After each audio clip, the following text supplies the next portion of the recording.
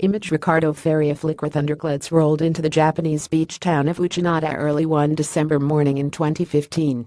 The scientists expected the storms. They'd staked out the location specifically for studying something normally only seen by satellites. Sometime after 5 a.m., a flash of lightning struck a wind turbine.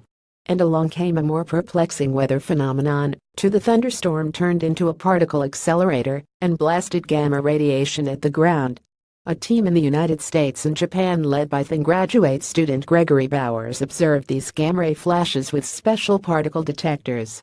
Satellites have observed gamma-ray flashes before, but this latest flash was unusual in several aspects, and it came with a prize. They observed a burst of subatomic particles, in this case, neutrons, in their detector.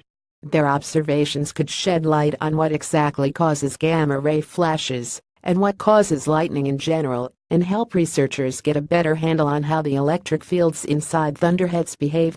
We really don't understand how thunderstorms make lightning very well, study author Joseph Dwyer from the University of New Hampshire told Gizmodo.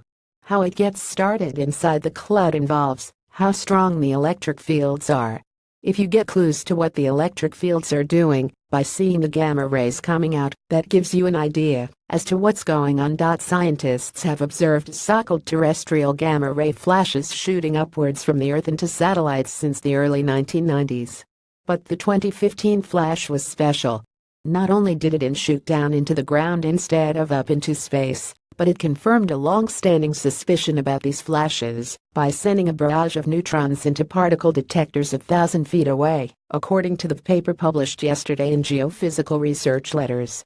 Also, the flash was huge.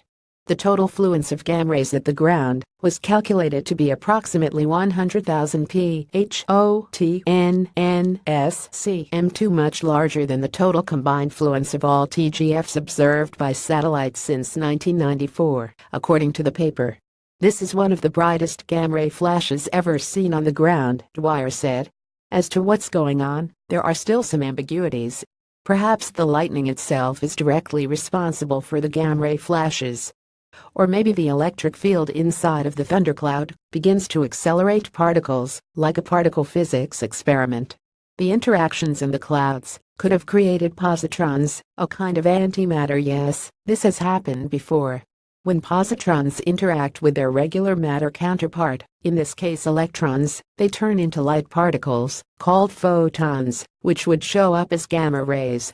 The neutrons add another layer of intrigue. Researchers had predicted powerful emission of neutrons from these flashes, but no one had ever observed them before. They think that high-energy gamma rays interacted with nitrogen in the atmosphere, leading to the production of neutrons. The thunderstorm may literally have become a nuclear reactor, where energy and elements cause reactions in the sky that produce radiation. All of this is to say that our Earth is really weird, and thunderstorms can turn into natural particle accelerating nuclear reactors for reasons we don't quite understand yet. But no, you don't need to worry about the radiation. You'd probably get more radiation having your tooth x-rayed than being hit by the neutrons from one of these blasts, said Dwyer. Maybe the dose would be higher for pilots flying around inside the storm, but this is not my highest concern. If I ended up inside a thunderstorm, he said. There are a half-dozen ways a thunderstorm can kill you if you're inside. Geophysical Research Letters.